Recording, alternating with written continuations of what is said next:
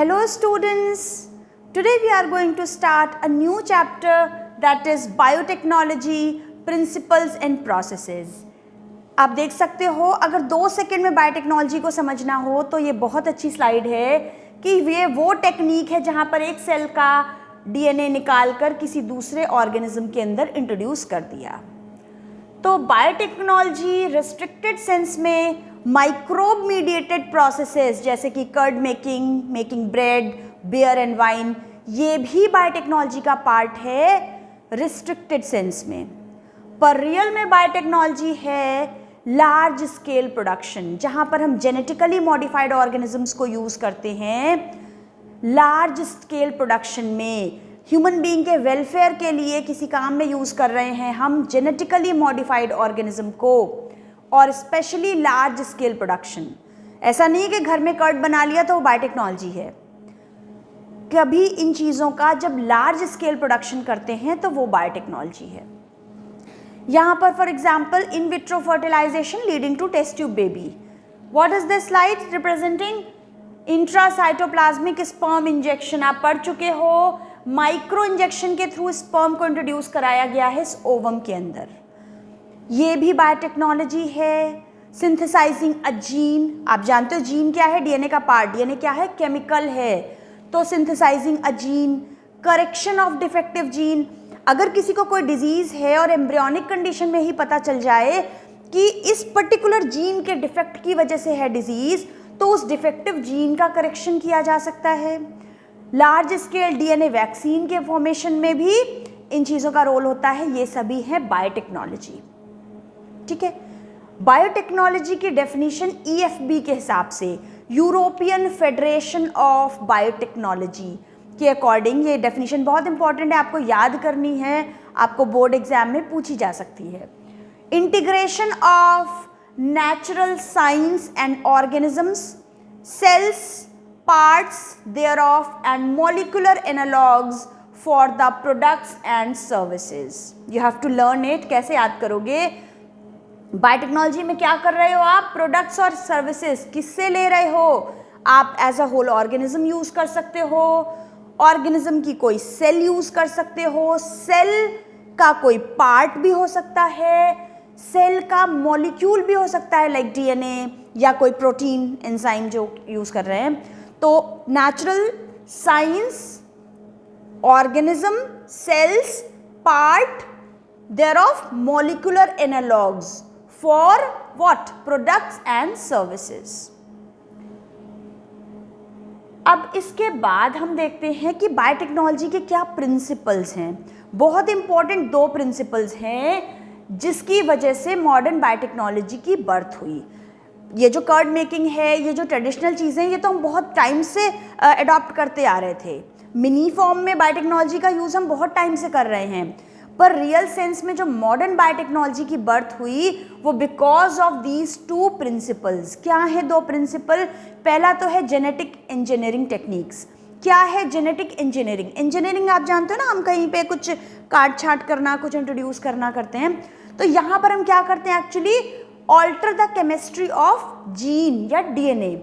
Genetic material क्या है? हमें पता है डीएनए, आरएनए, मोस्टली डीएनए। तो जेनेटिक मटेरियल डीएनए की केमिस्ट्री को ऑल्टर करना, ये केमिकल है तो हम चेंजेस कर सकते हैं ना इसमें। तो techniques to alter the chemistry of genetic material, ये है जेनेटिक इंजीनियरिंग। अब दूसरी बहुत इंपॉर्टेंट चीज़ है microbial contamination free ambience provide करना। कैसे समझोगे आप? देखो, जैसे हम लार्ज स्केल प्रोडक्शन कर रहे हैं किसी वैक्सीन का, या हम जैसे डिजीज़ होती है डायबिटीज़, उसके लिए क्या करते हैं लोग? इंसुलिन के इंजेक्शन लेते हैं। तो इंसुलिन को प्रोड्यूस कराना है लार्ज स्केल पे। अगर वहाँ पर जब हम इंसुलिन डेवलप कर रहे हैं या वैक्सीन बना रहे हैं, किसी बैक्टीरियल इन्फेक्शन हो गया वहाँ पर, किसी पैथोजेनिक बैक्टीरिया का वहाँ पर इन्फेक्शन हो गया, तो इतनी लार्ज स्केल पे हम वो वैक्सीन बना रहे हैं, और जब वो लोगों को वैक्सीन दी जाएगी तो लोगों के अंदर वो बैक्टीरियल इन्फेक्शन भी पहुँचेगा। तो इतना बड़ा रिस्क हम इस मास स्केल पे नहीं उठा सकते। इसलिए बहुत ज़रूरी है कि जहाँ पर हम लार्ज स्केल प्रोडक्शन करा रहे हैं वो कैसा हो? वो स्टेराइल हो मीडियम, वो माइक्रोबियल कंटामिनेशन फ्री एम्बियंस हो। क्लियर है? जिससे वहाँ पर किसी अनडिज़ायरेबल माइक्रोब की ग्रोथ ना हो जाए, जिससे हमारी ये सारी प्रोसेसेस, हम कोई एंटीबायोटिक बना रहे हैं, वैक्सीन बना रहे हैं, एंजाइम बना रहे हैं, वो सभी डिस्टर्ब हो जाएगा। अब इसके बाद हम जानते हैं पहले से भी कि एसेक्सुअल रिप्रोडक्शन से सेक्सुअल रिप्रोडक्शन थोड़ा बेटर है। क्यों? वेरिएशन क्रिएट होते हैं। क्यों वेरिएशन क्रिएट होते हैं? क्योंकि वो दो ऑर्गेनिजम्स का कॉम्बिनेशन है, वहाँ पर दो ऑर्गेनिजम्स के जेनेटिक मटेरियल का मिक्सअप हो रहा है, तो यहाँ पर वेरिएशंस क्रिएट होते हैं। कुछ वेरिएशंस बेटर भी होते हैं जो यूजफुल, उनको सर्वाइवल एडवांटेज देते हैं, बेनिफिशियल हो सकते हैं वो पर्टिकुलर ऑर्गेनिज्म के लिए या पूरी पॉपुलेशन के लिए। अब इसके बाद हम इस चीज़ को यूज़ करते हैं ट्रेडिशनल हाइब्रिडाइजेशन टेक्निक्स में। क्या करते हैं? वहाँ पर दो बेटर क्वालिटी वाले ऑर्गेनिजम्स का हम क्रॉस कराते हैं, एनिमल्स हो या प्लांट्स हो, आप जानते हो। तो यहाँ पर क्या होते हैं? दो बेटर ऑर्गेनिजम्स, कई सारी अच्छी क्वालिटी वाले ऑर्गेनिजम्स के बीच में क्रॉस कराते हैं, तो वहाँ पर दोनों के कॉम्बिनेशन मिल जाते हैं, दोनों की क्वालिटीज़ आ जाती हैं। पर हमें पता है वहाँ पर दोनों की कुछ भी डिज़ायरेबल या अनडिज़ायरेबल कोई भी जीन आ सकते हैं, तो यहाँ पर डिज़ायरेबल जीन के इंट्रोडक्शन के साथ साथ अनडिज़ायरेबल जीन्स भी आ जाते हैं। तो इस टेक्निक से बेटर है हमारी बायोटेक्नोलॉजी या जेनेटिक इंजीनियरिंग। क्या करते हैं हम जेनेटिक इंजीनियरिंग में? क्या इंक्लूड करती है जेनेटिक इंजीनियरिंग? रेकॉम्बिनेंट डीएनए। रेकॉम्बिनेंट डीएनए सीधा समझ लो रिकॉम्बिनेशन है दो डीएनए का, मिक्सिंग कर रहे हैं, दो, एक का पार्ट हम निकाल के दूसरे में लगा रहे हैं। जीन क्लोनिंग, जीन ट्रांसफर, ये सब चीज़ें हम कर रहे हैं जेनेटिक इंजीनियरिंग में। तो हमें कैसे क्या फ़ायदा मिल रहा है? ट्रेडिशनल हाइब्रिडाइजेशन टेक्निक की क्या लिमिटेशन है कि डिज़ायरेबल के साथ साथ अनडिज़ायरेबल जीन भी आ रहा है, बट यहाँ पर हम इंट्रोडक्शन ऑफ डिज़ायर्ड जीन कर सकते हैं विदाउट इंट्रोड्यूसिंग अनडिज़ायरेबल जीन, तो ये काफ़ी बेनिफिशियल है। क्या करते हैं एक्चुअली? बिल्कुल एक बहुत ही शॉर्ट में आप चीज़ों को समझो कि ये ब्लू कलर से हमारा जीन ऑफ इंटरेस्ट दिख रहा है, ये हमारा डिज़ायरेबल जीन है। सपोज फॉर एग्जांपल ये इंसुलिन का जीन है, तो इस जीन को हम इस वेक्टर में डालेंगे। क्यों डालेंगे? दो तीन बातें हैं। पहली चीज़ तो ये हमारा जीन ऑफ इंटरेस्ट है, इसको हमें लार्ज कॉपीज़ बनानी है, इसको हम कट करेंगे, पहले आइडेंटिफाई कर लेंगे, फिर कट करेंगे, फिर इसमें इंट्रोड्यूस करेंगे वेक्टर में। दो चीज़ें हैं। किसी होस्ट में डालना है, उससे डालने के लिए हमें कोई व्हीकल चाहिए ना। जैसे आपने पढ़ा था क्राइजीन, बैक्टीरिया का क्राइजीन थी जो क्राई प्रोटीन बनाएगी, वो इंसेक्टिसाइडल प्रोटीन है, हमें प्लांट्स में इंट्रोड्यूस करनी है। तो प्लांट्स में उड़ के थोड़े ना चला जाएगा, क्राइजीन किसी व्हीकल में, हेलीकॉप्टर में बैठ के जाएगा, तो उसके लिए हेलीकॉप्टर कौन है? ये वेक्टर है। ये वेक्टर है जिसमें हम अपने उस क्राइजीन को अटैच करा देंगे और ये वेक्टर ये जाएगा प्लांट में। तो इस तरीके से ये वेक्टर होते हैं एक्चुअली व्हीकल्स उस फॉरेन डीएनए के लिए, उस जीन ऑफ इंटरेस्ट के लिए। दूसरी चीज़, इस जीन ऑफ इंटरेस्ट को हम दूसरे ऑर्गेनिज्म, हम क्यों इंसुलिन का जीन निकाला, उसको ऐसे लार्ज नंबर ऑफ कॉपीज़ बना लेते हैं, चलो ऐसे ही, तो ऐसे ही क्यों नहीं बना लेते हम उस छोटे से जीन के टुकड़े की बहुत सारी प्रोटीन्स क्यों नहीं बना लेते हैं? हम नहीं बना सकते हैं। क्या आप इंसुलिन के लिए छोटा सा जीन आपको पता चल गया, आपने निकाल लिया, वो अपने आप रेप्लिकेट कर लेगा? नहीं, उसको क्या चाहिए रेप्लिकेट करने के लिए? उसको रेप्लिकेट करने के लिए चाहिए ORI, ओरिजिन ऑफ रेप्लिकेशन। आप पढ़ चुके हो, this is your gene of interest. Suppose for example insulin का जीन है, तो आपने इसको प्लाज्मिड में लगाया। प्लाज्मिड वेक्टर है बैक्टीरिया में, extra chromosomal circular autonomously replicating DNA होता है।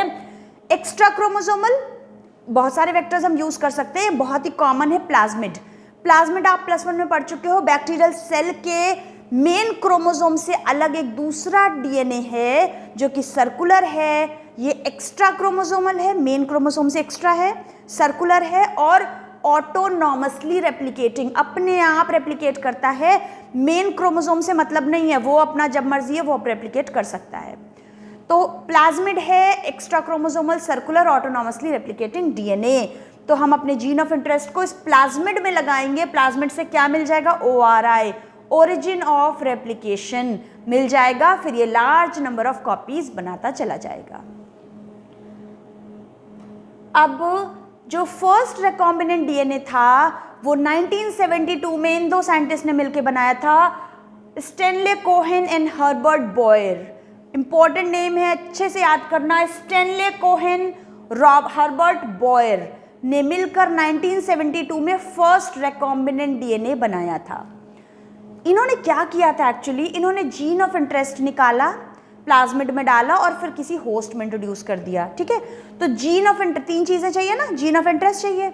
जीन ऑफ इंटरेस्ट इनके लिए क्या था, एंटीबायोटिक रेजिस्टेंट जीन को साल्मोनेला टाइफिम्यूरियम के प्लाज्मिड में डाला और फिर इसको ई कोलाई एस्चेरिचिया कोलाई में इंट्रोड्यूस कर दिया। क्या किया, जीन ऑफ इंटरेस्ट है antibiotic resistant gene, Salmonella typhimurium के प्लाज्मिड में इंट्रोड्यूस किया और फिर इसको E coli Escherichia coli cell में डाल दिया। इंपॉर्टेंट काम है इनका, 2 मार्क्स में पूछा जाता है। प्रोसेस समझो, this is plasmid extra chromosomal circular autonomously replicating DNA. ये वेक्टर है हमारा बैक्टीरियल सेल के, इस प्लाज्मिड को हम एज अ वेक्टर यूज करेंगे। ये हमारा जीन ऑफ इंटरेस्ट है, सपोज इंसुलिन का है जीन, तो इस जीन ऑफ इंटरेस्ट को काट के निकालेंगे, इधर प्लाज्मिड को भी कट करेंगे और इसमें जोड़ेंगे। कट करना है तो सीजर्स चाहिए। अब इतनी माइक्रोस्कोपिक लेवल की चीज है, सीजर्स ऐसी नहीं, एंजाइमेटिक सीजर चाहिए। एंजाइम स्पेशल वाला है restriction endonuclease enzyme. Restriction enzyme इस डीएनए की स्पेसिफिक लोकेशन को, स्पेसिफिक सीक्वेंस को आइडेंटिफाई करेगा और डीएनए के दोनों स्ट्रैंड्स को ऐसे तरीके से कट करेगा कि स्टिकी एंड्स क्रिएट हो जाएंगे। स्टिकी एंड्स और ब्लंट एंड्स आप पढ़ोगे डिटेल में, अभी फिलहाल ये जान लो, ऐसे एंड्स हैं स्टिकी एंड्स जो आपस में चिपक जाएंगे। जब भी ऐसे 2 स्टिकी एंड्स आपस में पास आएंगे तो जल्दी से चिपक जाएंगे। तो स्टिकी एंड्स वहां भी क्रिएट हुए थे, यहां भी जीन ऑफ इंटरेस्ट अटैच हो गया, कहां पर, प्लाज्मिड के साथ। जोड़ने का काम कौन कर रहा है, लाइगेज एंजाइम। लाइगेज एंजाइम है जो डीएनए को ग्लू की तरह चिपका देता है। लाइगेज देखो हमारे बायोटेक्नोलॉजी में ग्लू है, ये चिपका देता है डीएनए को, जहां भी कट पोर्शन है उसको सील कर देता है। इस तरह से बन गया रिकॉम्बिनेंट डीएनए हमारा। तो अब हम देखते हैं कि टूल्स ऑफ बायोटेक्नोलॉजी क्या है। 3 मोस्ट इंपॉर्टेंट टूल्स हैं बायोटेक्नोलॉजी के। रेस्ट्रिक्शन एंजाइम हम बात कर भी चुके हैं। रेस्ट्रिक्शन एंजाइम वो खास तरीके का एंजाइम है जो डीएनए के दोनों स्ट्रैंड्स को कट करता है स्पेसिफिक लोकेशन पे। इधर इसको काटा और अब दूसरे को काटने चला आ रहा है। Very beautiful slide. Restriction endonuclease enzyme DNA को स्पेसिफिक लोकेशन पे कट करता है। काट लिया हमने अपना जीन ऑफ इंटरेस्ट भी, प्लाज्मिड भी।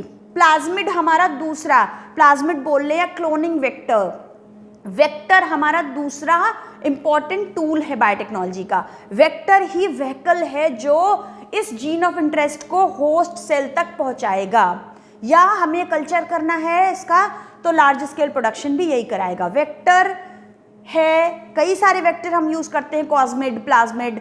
फिलहाल प्लाज्मिड बहुत ही कॉमन वेक्टर है, तो क्लोनिंग वेक्टर हमारा दूसरा टूल है। बहुत तरह के वेक्टर्स हम यूज करते हैं, कई प्रॉपर्टीज होती हैं वेक्टर की, हम डिटेल में पढ़ेंगे इसको। यहाँ पर देखो ये प्लाज्मिड है स्ट्रक्चर, ये क्या करता है, रेप्लिकेट करता है, लार्ज नंबर ऑफ कॉपीज बनाता है। बैक्टीरिया सेल जो है वो 16 मिनट्स में डिवाइड कर लेती है, रेप्लिकेट कर लेती है। तो इतनी जल्दी जल्दी फटाफट ये लोग रेप्लिकेट करते हैं और लार्ज नंबर ऑफ कॉपीज बना लेते हैं। थर्ड थिंग है, हम इसको होस्ट सेल में इंट्रोड्यूस कर सकते हैं, करते हैं। आप देखो क्या हो रहा है, यहाँ पर इसको रेकॉम्बिनेंट डीएनए को हमने होस्ट सेल में इंट्रोड्यूस कर दिया। रेकॉम्बिनेंट डीएनए क्या है, जीन ऑफ इंटरेस्ट और वेक्टर का साथ में मिलाकर जो बना है वो रिकॉम्बिनेंट डीएनए। इसको हमने कहाँ डाल दिया, होस्ट सेल में। 3 क्या टूल्स हैं, restriction endonuclease enzyme, cloning vector and host. बिल्कुल दिमाग में पिक्चर क्लियर हो जाएगी, इन चीज़ों को देखकर आप अच्छे से समझ पाओगे। और लास्ट है अब जेनेटिकली मॉडिफाइड ऑर्गेनिजम्स बनाने के लिए क्या 3 मेन स्टेप्स हैं। 3 मेन स्टेप्स हैं। सबसे पहले identification of DNA with desirable gene. क्या है डिजायरेबल जीन, हमारा इंसुलिन के लिए रिस्पॉन्सिबल जीन है या कौन सा हमारा पसंद का जीन है, उस जीन को सबसे पहले हमें आइडेंटिफाई कर लेना है। आइडेंटिफाई कर लेना है, फिर कट कर लेना है। दूसरी चीज है introduction of this identified DNA into host. ठीक, क्या करेंगे, सबसे पहले हमने आइडेंटिफाइड डीएनए का सेगमेंट जीन जो है ब्लू कलर वाला उसको देख लिया, कट कर लिया, इधर भी कट कर लिया, इसको लाइगेज के थ्रू यहाँ पर अटैच करा लिया। अब हम इसको होस्ट में इंट्रोड्यूस कर देंगे। सबसे पहली चीज़ हमने आइडेंटिफाई कर लिया, दूसरा हमने क्या किया, इसको इंट्रोड्यूस कर दिया होस्ट में। थर्ड थिंग हम क्या करेंगे, इसका लार्ज स्केल प्रोडक्शन कराएंगे। Maintenance of introduced DNA in the host and transfer of the DNA into its progeny. हमने इसको रिकॉम्बिनेंट डीएनए आप देख रहे हो ना, सभी सेल के अंदर इंट्रोड्यूस कराया, इसको एम्पलीफाई कराएंगे तो लार्ज नंबर ऑफ कॉपीज, ये पूरी सेल की कई सारी कॉपीज बनेंगी। होस्ट सेल डिवाइड करेगी तो रिकॉम्बिनेंट डीएनए भी डिवाइड करेगा। तो हम क्या कर रहे हैं, उस रिकॉम्बिनेंट डीएनए को होस्ट में डालने के बाद इसको ट्रांसफर करा रहे हैं हर प्रोजेनी में। ढेर सारी प्रोजेनीज बनेंगी और ढेर सारी हमारी जीन्स जो है वो एक्सप्रेस होंगे और प्रोटीन्स बनाएंगे। ये है जेनेटिकली मॉडिफाइड ऑर्गेनिजम्स बनाने के 3 मेन स्टेप्स।